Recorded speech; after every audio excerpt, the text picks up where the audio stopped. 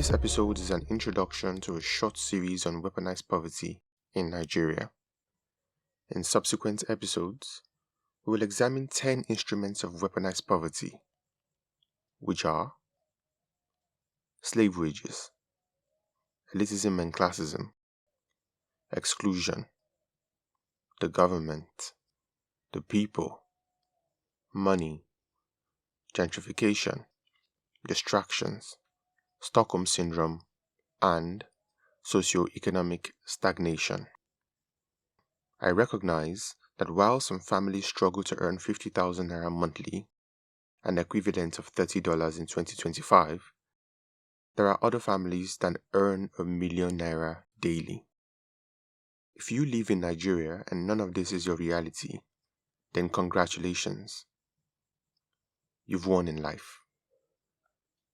For those of us that are highly underrepresented, this is our story.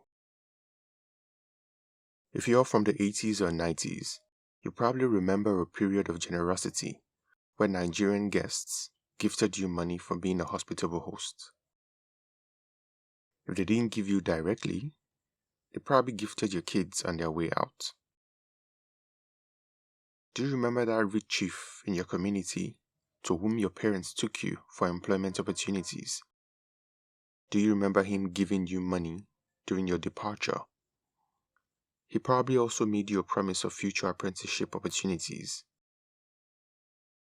In the 90s, there was an abundance of festivities among the working class. This is often as a result of the large disposable incomes that families enjoyed. This may also be why there was always a reason to celebrate.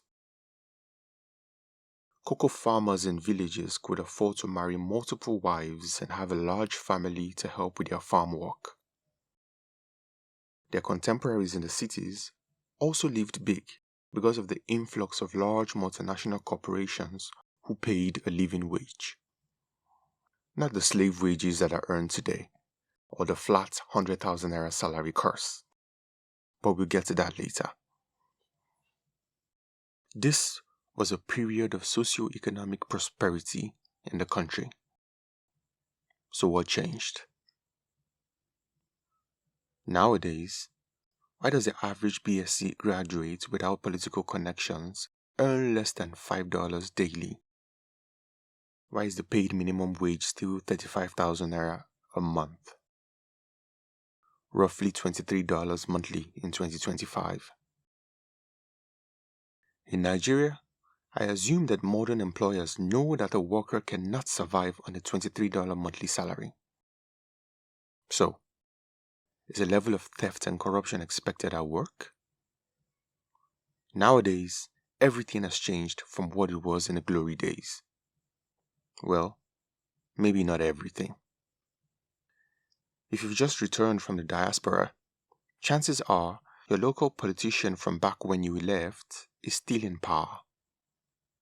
Not only that, some government buildings probably still look the same.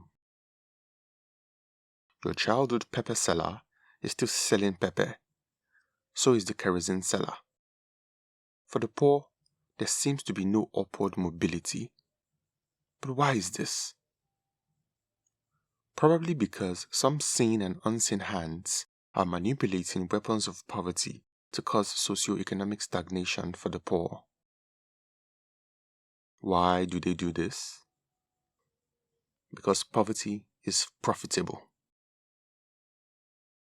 To break this down, we cannot even begin to analyze weaponized poverty without talking about the working class and their slave wages,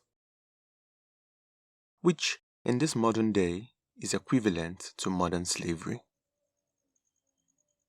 With that said, I will talk to you in the next episode.